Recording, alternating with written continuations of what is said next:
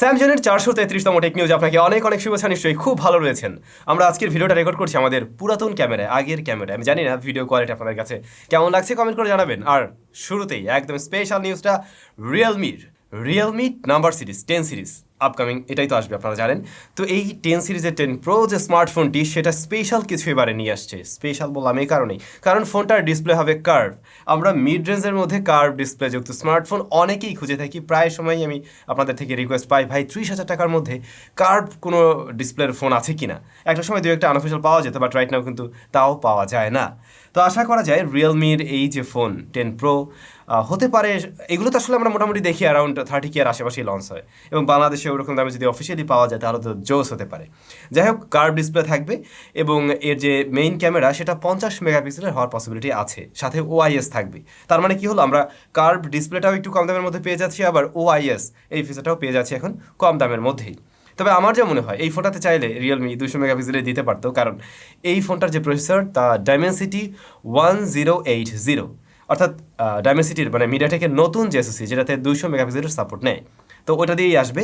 পাশাপাশি এর ডিসপ্লেটা অ্যামোলেড অবশ্যই, এবং 120 হার্টজ হাই রিফ্রেশ থাকবে, আর 5000 mAh এর ব্যাটারি এবং 67 ওয়াটের চার্জার দিয়ে নাকি আসবে এই স্মার্টফোন। এটা হলো প্রো বড় ভাই। এখন বাকি বিষয়বস্তুগুলো আমরা নিশ্চয়ই জানতে পারবো ফোন লঞ্চ হলে। যাই হোক, এই ফোন যখন লঞ্চ হবে আমরা সবকিছু জানবো। আপাতত একটু স্যামসাং নিয়ে পড়া যাক। স্যামসাং এর পরবর্তী series Samsung Galaxy S23 ultra, এই স্মার্টফোনের ব্যাপারে আমরা এখন অনেক কিছু জানতে পারছি। হ্যাঁ, আগামী বছরের শুরুর দিকে স্মার্টফোন লঞ্চ হবে, ফেব্রুয়ারির দিকে। আপনারা জানেন স্মার্টফোনটিতে কী কী থাকবে সে ব্যাপারে এখন মোটামুটি বেশ ক্লিয়ার। যদি একটু ফিজিক্যাল অবয়ব নিয়ে বলতে যাই, আসলে সেক্ষেত্রে প্রিভিয়াস জেনারেশনের মতো অর্থাৎ S22 আলট্রার মতোই হয়তো সেম দেখতে হবে, তবে ওজনের দিক থেকে নাকি এবারে আরও কিছুটা ওজন বৃদ্ধি পেতে পারে। পাশাপাশি ফোনটা একটু স্লিম হতে পারে। তার মানে কি দাঁড়ালো, এটা স্লিম হবে কিন্তু ওজনের দিক থেকে বেশি হবে। এ তো গেল বাহ্যিক বিষয়। ভিতরে কি থাকছে? কোয়ালকম স্ন্যাপড্রাগন 8 Gen 2 দিয়ে আসবে প্রসেসর সেকশনে আর কি। আর ডিসপ্লে হিসাবে থাকবে QHD+ রেজুলেশনের 120 hertz refreshed AMOLED panel, এবং ক্যামেরায় এবারে 200 মেগাপিক্সেল থাকার পসিবিলিটি আছে, এবং এখন পর্যন্ত আমরা মানে ধরেই নিয়েছি 200 মেগাপিক্সেলই থাকতে যাচ্ছে এবারে। তাহলে তো একটু কম্পেয়ার করা যেতে পারে 200 মেগাপিক্সেল আরও অনেক স্মার্টফোনের সাথে। অলরেডি মোটরোলার বের হচ্ছে, শাওমির বের হচ্ছে, এবং রিসেন্টলি আমরা রিভিউ করলাম ইনফিনিক্স জিরো আলট্রা, সেটা তো 200 মেগাপিক্সেল ছিল। তো অবশ্যই স্যামসাংয়ের 200 মেগাপিক্সেল আসলে বোঝা যাবে আসলে খেলাটা কোথায়। একটু আগেই আমরা রিয়েলমি নিয়ে আলোচনা করলাম, তাহলে রেডমি কেন চুপ থাকবে? রেডমি নোট 12 সিরিজের স্মার্টফোন এই মাসেরই 27 তারিখে লঞ্চ হতে যাচ্ছে চায়নাতে। রেডমি নোট 12 সিরিজের স্মার্টফোন, যার জন্য অনেকেই অধীর আগ্রহে অপেক্ষা করছেন। গ্লোবালি লঞ্চ হতে হয়তো সময় লাগবে, বাট চায়নাতে লঞ্চ হয়ে যাচ্ছে 27 তারিখেই। এবং সেখানে কী কী থাকছে সেগুলোও খুবই ইন্টারেস্টিং, কারণ রেডমি নোট 12-এ থাকবে 67 ওয়াটের চার্জার। নোট 12 প্রো যেটা, সেখানে থাকবে 120 ওয়াটের চার্জার। তবে নোট 12 প্রো প্লাস ওই স্মার্টফোনে নাকি থাকবে 210 ওয়াটের চার্জার। ওরে রে ভাই, কিছুদিন আগে আমরা দেখলাম না ইনফিনিক্সের ওই ফোনটাতে ছিল কি 180 ওয়াটের চার্জার, যা দিয়ে ফোনকে ফুল চার্জ করতে সময় লাগছিল আমাদের 13 মিনিটের মতো। কোম্পানি যদিও ক্লেম করছিল 12 মিনিট। তার মানে এই 210 মেগাপিক্সেল কেন বলি, 210 ওয়াটের চার্জার দিয়ে কতটুকু সময় লাগবে? 5 মিনিটে চার্জ করবো না 7 মিনিটে চার্জ করবো? মানে কেন এতই বা বড় বড় ফাস্ট চার্জারের কী দরকার একটা স্মার্টফোনের সাথে? আমার তো মনে হয় না আসলে দরকার আছে। আমার কাছে স্টিল স্ট্যান্ডার্ড মনে হয় লাইক 50-60 ওয়াটের আশেপাশে যেগুলো আছে এগুলোতেই না। যাই হোক, ওই মোবাইল ফোনগুলোতে আরও যা থাকছে, রিয়েলমির মতো এর ডিসপ্লে হবে কার্ভ। রেডমি নোট 12 প্রো বা প্রো প্লাস এই দুইটার যে কোনো একটা ডিভাইসের ডিসপ্লে কার্ভ থাকবে। এখন আমার যা মনে হয়, ব্র্যান্ড ভিতরে খবর রাখে কে কী করছে। তো যাই হোক, এটা তো কার্ভ ডিসপ্লে থাকছে, 120 হার্টজ হাই রিফ্রেশের প্রসেসর হিসেবে সেম মিডিয়াটেক ডাইমেনসিটি 1080। এখন এই ফোনটার ক্যামেরায় কী থাকবে সেটা আমরা নিশ্চিত করে বলতে পারছি না, তেমন কোনো লিক টিক নেই। যদিও 28 তারিখে আমরা সব কিছু জানবো। তবে আমার যা মনে হয়, শাওমি এখানে একটু খেলে দিলেও দিতে পারে 200 মেগাপিক্সেল দিয়ে। যদি 200 মেগাপিক্সেলে দিয়ে দেয় তাহলে কিন্তু রিয়েলমি হয়তো পেরে উঠবে না, কারণ আমরা অনেকেই আছে যারা মেগাপিক্সেল দেখেই কিনতে চায়। তো তখন তারা মনে করবে রিয়েলমি ফোনটাতে 50 মেগাপিক্সেল, তাহলে আমি এখানে কিনবো, আমি অবশ্যই শাওমিটা কিনি, সেখানে আমি 200 মেগাপিক্সেল পাবো। এই জায়গাটাতে এসে হয়তো শাওমি একটু খেলে দিতে পারে। দেখা যাক কী হয়, 27 তারিখের পরে নিশ্চয়ই সব কিছু জানা যাবে। নাথিং ব্র্যান্ডেরও নতুন একটি প্রোডাক্ট আসছে কিন্তু 26 তারিখে। অলরেডি মনে হয় আমি আরও একটা টেকনোলজি শেয়ার করছিলাম, ওটা হলো নাথিং ইয়ার স্টিক। নাথিং ইয়ার 1-এর কথা নিশ্চয়ই আপনাদের মনে আছে। TWS ছিল, যেটা সেমি ট্রান্সপারেন্ট টাইপের কিছু ছিল। তো এবারে তারা একটা স্টিক আকারের বক্সের মধ্যে ওরকম কিছু নিয়ে আসছে, এবং নাথিং ক্লেম করছে তারা অলরেডি 100 পেয়ার কানে তাদের এই ইয়ারবাড চেক করছে, মানে 100 জন মানুষের কানে তারা চেক করে নিয়েছে এবং তারা নাকি বলছে এটা বেশ কমফোর্টেবল। সো দেখা যাক, বাংলাদেশে আসলে আমরা অবশ্যই রিভিউ দিব, যা লঞ্চ হচ্ছে 26 তারিখে, নাথিংয়ের দ্বিতীয় TWS।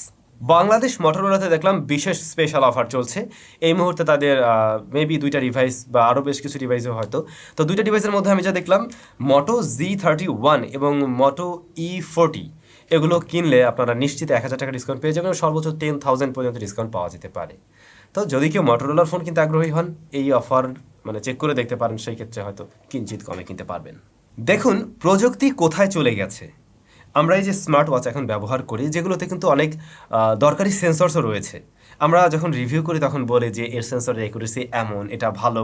তো নিউজটা হলো অ্যাপেল ওয়াচ একটা 12 বছরের মেয়ে বাচ্চার তার ক্যান্সার ডিটেক্ট করতে সহায়তা করেছে। এক প্রকার বলা যায় ওই অ্যাপেল ওয়াচের কারণে তার ফ্যামিলি ফার্স্ট টাইম জানতে পারে যে এই মেয়েটা ক্যান্সারে আক্রান্ত হয়েছে। মূলত তার পেটে একটা টিউমারের মতো হয়, অ্যাপেন্ডিক্সের সাথে আর কি, এবং ওইটা একটা সময় ক্যান্সারের রূপ নিচ্ছিল। তো ওই মেয়েটা ওই অ্যাপেল ওয়াচটা পরতো এবং ওর যে হার্ট রেট, এইটা আসলে একটু অ্যাবনর্মালি শো করছিল ঘড়িটা। দেন তার মা এটা দেখে একটু মানে চিন্তিত হয়ে যায়, পরবর্তীতে তাকে হাসপাতালে নিয়ে যায় এবং হাসপাতালে নেওয়ার পরে চেক করে দেখা হয় এই অবস্থা। তো দেখুন এই যে আমরা যারা স্মার্ট ওয়াচগুলো কিনি, যেগুলোর সেন্সরের অ্যাকুরেসি ঠিকঠাক আছে, সেগুলো দেখে নেওয়াটা মনে হয় ভালো। অবশ্যই এখন বাজেটেরও একটা বিষয় থাকে, আমরা হয়তো একটু কম টাকার মধ্যে অনেক কিছু চাই, কিন্তু আমার মনে হয় কি জানেন, যে যদি কিনা আপনি স্বাস্থ্য সচেতন হয়ে থাকেন, তাহলে দেখবেন যে আপনার বাজেটের মধ্যেও এমন কিছু স্মার্ট ওয়াচ পাওয়া যায় যেগুলো বেশ ভালো ব্র্যান্ডের, হয়তো অনেক ফিচার টিচার নেই, চাইলে আপনি সেটা দিয়ে কথা বলতে পারবেন না, কিন্তু সেই জিনিসটা কাজের। বিশেষ করে ফিটনেস যে ব্যান্ডগুলো রয়েছে, ওগুলোর কিন্তু সেন্সরের অ্যাকুরেসি মোটামুটি ভালো থাকে। তো এই আর কি, আজকে রবিবার ছিল, আমাদের মনে হয় আজকে আস্ক স্যামের একটা পর্ব রাখার কথা ছিল, যদিও সেটা আমি পারিনি, কারণ গতকালকে ভিডিওতে আমার অ্যানাউন্স করতে মনে ছিল না, এই কারণে শেয়ার করা হয়নি। যাই হোক, আজকে আমি বেশ কয়েকটা কমেন্টের উত্তর নিশ্চয়ই দিব। তাহলে টেক নিউজটা আর বড় না করে সরাসরি কমেন্ট সেকশনে চলে যাই, বেশ কয়েকটা কমেন্টের উত্তর দেওয়া যাক। মাহাদি মোরাদ ভাই লিখছেন, ভাই টেকনোপোভা 3 কি অফিসিয়ালভাবে লঞ্চ হয়েছে? একটু বলবে আমাকে? অনেক দিন ধরে জানতে চাইছি, আপনি রিপ্লাই দেন না, আমি দুঃখিত। এরকম শুধু এই ভাই না, আমি জানি আপনাদের বেশিরভাগ কমেন্টের উত্তরে আমি দিতে পারি না, কারণ রেগুলার আসলে অনেক কমেন্ট আসে। তারপরেও আমি এখন থেকে আবার নিয়মিত হওয়ার ট্রাই করবো, যাতে আপনাদের কমেন্টের উত্তরগুলো দেওয়া যায়। অ্যাটলিস্ট ঘুমাতে গিয়েও আমি চেষ্টা করবো সেই সময় যাতে কয়েকটা কমেন্টের অ্যান্সার দিতে পারি। তো ভাই আপনার প্রশ্ন যেটা ছিল, টেকনোপোভা 3 এই স্মার্টফোনটি বাংলাদেশে অফিসিয়ালি লঞ্চ হয়নি। পোভা সিরিজটা এই যে 4 এর মধ্য দিয়েই বাংলাদেশে অফিসিয়ালি যাত্রা শুরু করলো। নেক্সট টাইম পোভার আমরা অন্যান্য ডিভাইসগুলো নিশ্চয়ই বাংলাদেশে লঞ্চ হতে দেখব। তবে আপনাদের উদ্দেশ্যে জানাচ্ছি, টেকনো হয়তো তাদের ফ্ল্যাগশিপ, আরও তো তাদের বেশ কিছু সিরিজ আছে, সেগুলো বাংলাদেশে লঞ্চ করতে পারে। খালিদ হোসেন, গত গিভওয়ের রেজাল্ট কবে দেবেন? ভাইয়া আমি সরি যে রেজাল্ট দেওয়া হয়নি, আমি 2-1 দিনের মধ্যেই দিয়ে দেওয়ার ট্রাই করছি। যদিও একটু ব্যস্ততম সময় যাচ্ছে, আমরা আপনাদেরকে হয়তো ওইভাবে জানানো হয়নি, আমরা নতুন স্টুডিওর সেট আপ করছি, সেখানে ওইখানে নিয়ে আসলে দৌড়াদৌড়ি, এই কারণে আমি না রেগুলার টেক নিউজও দিতে পারছি না। তো অবশ্যই একটা সময় পরে আমরা আবার কন্টিনিউ হয়ে যাব এবং আপনাদের রেজাল্ট 2-1 দিনের মধ্যে আমি আশা করছি দিয়ে দিব। এই কমেন্ট আপনারা একটু দেখুন, এখানে এক ভাই কত সুন্দর একটা কমেন্ট করছেন, রাইট? তার নিচে টেলিগ্রাম মি উনি কমেন্ট করে রাখছে কি, congratulation, you have been selected among my shortlisted winners. এই যে ভদ্রলোক, আমি দেখলাম অনেকের কমেন্টের নিচেই সে কমেন্ট করে রাখছে, এবং এ কিন্তু একজন প্রতারক। আপনারা চিনে রাখুন, আমার নিজস্ব কোনো টেলিগ্রাম আইডি নেই, আমার নিজস্ব যে চ্যানেল, এর বাইরে স্যাম রয়েছে আর স্যামজন DIY রয়েছে, এর বাইরে আর কোনো চ্যানেল নেই।